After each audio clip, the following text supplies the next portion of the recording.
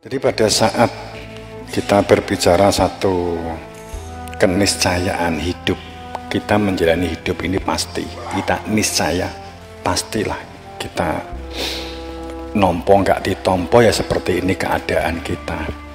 Tapi pada saat kita menerima hal yang salah, kamu menerima sistem yang salah, kemudian ini kamu tularkan kepada anakmu, anakmu menularkan kepada putu, putu menularkan kepada cicit, maka sudah menjadi kultur, sudah menjadi budidaya, sudah budayanya sudah terbudidayakan, maka meluruskannya akan terasa sangat berat. Inilah yang dikatakan sebagai sistem Petruk dadi ratu. Itu adalah rumusannya di dalam pewayangan Petruk dadi ratu. Petruk dadi ratu itu apa sih maknanya? Maknanya adalah visi, misi, metode, cara yang salah, kemudian kebenaran itu berangkat dari anggapan.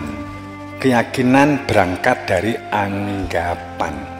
Anggapan itu dianggap sebagai sesuatu yang diyakini kebenarannya, kemudian keyakinan yang berangkat dari anggapan ini di levelnya ditingkatkan menjadi keyakinan, anggapan menjadi keyakinan. Pada saat anggapan sudah menjadi keyakinan, maka ditingkatkan menjadi kepercayaan, kepercayaan kemudian ditingkatkan menjadi iman. Sehingga sesungguhnya iman ini pijakannya adalah anggapan. Bagaimana supaya kita tidak berada di dalam iman yang pijakannya anggapan? Kan itu permasalahannya. Jika ini kita tidak mengetahui sistemnya, tidak mengetahui metodenya, beragama kita itu berarti gambling. Beragama kita berarti judi. Beragama kita itu berarti semoga, tapi tidak jelas semoganya itu dialamatkan kemana. Kalau kamu beli sego pecel, semoga dapat sego pecel,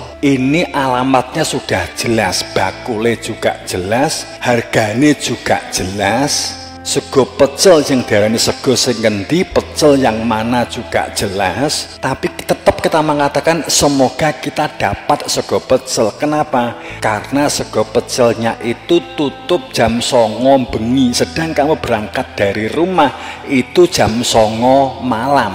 Antara rumahmu dengan bakul sego pecel itu jaraknya membutuhkan waktu 1/4 jam, sehingga kamu mengatakan semoga kita dapat sego pecel, semoga kita dapat ridho, semoga kita dapat makanannya. Sampai di sana tutup, tapi karena ternyata kesalahan Anda menunda waktu, kesalahan Anda tidak melihat disiplin terhadap dengan waktu, maka Anda ditutup, akhirnya tidak dapat sego pecel.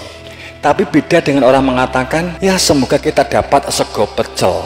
Ditakoi, wis ro sego pecel? Urung. Tahu sego? Belum. Tahu pecel? Belum.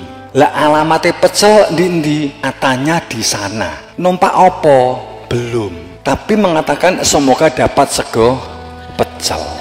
Ini namanya gambling, namanya judi. Semoga husnul khotimah. Apa yang dimaksud husnul juga tidak tahu, apa yang disebut dengan khotimah juga nggak tahu. Karena yang kamu tahu yang disebut husnul itu teman kamu, yang disebut khotimah itu mbahmu.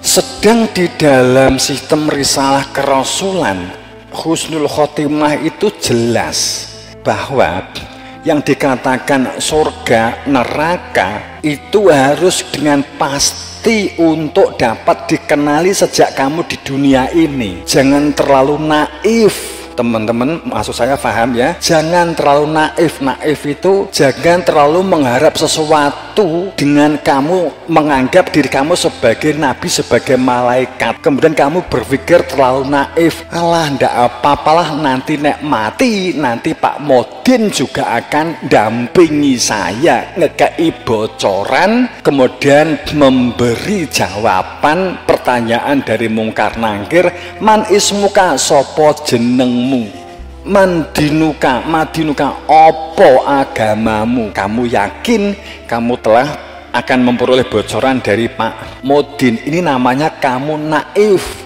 sesuatu yang sesungguhnya kamu tidak tahu dan tidak kenal, tapi kamu mempercayakan nanti saya juga diajari. Kemudian naif kedua, Allah kan Maha Rahman Rahim kan gitu. Makanya kalau meninggal, kalau Allah Maha Rahman Rahim, kalau menunjukkan kalau agama, kehidupan beragama kita di dunia itu adalah aksesoris, kemuliaan dihitung secara aksesoris, kehormatan itu karena kopiah, kemuliaan karena baju, kesucian karena sorban, pangkat derajat itu karena dalil, maka saat kamu meninggal dunia cukup menjadi hal yang simpel dan sederhana.